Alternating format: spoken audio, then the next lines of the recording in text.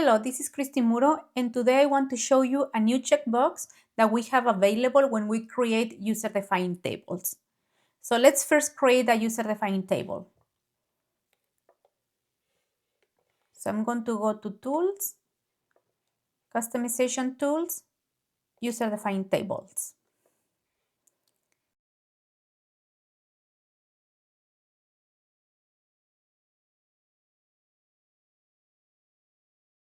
So as you can see here, we have a new checkbox, Display Menu.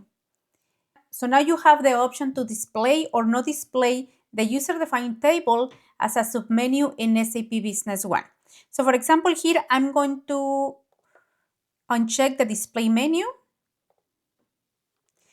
and I'm going to go and see where we have the user-defined tables, the way that the user are going to open the table. So I'm going to go to Tools, User-defined windows,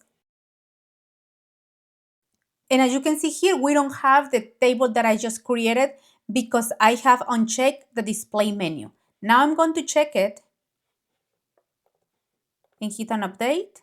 And now if I go to Tools, User-defined windows, now I have the user-defined table that I just created.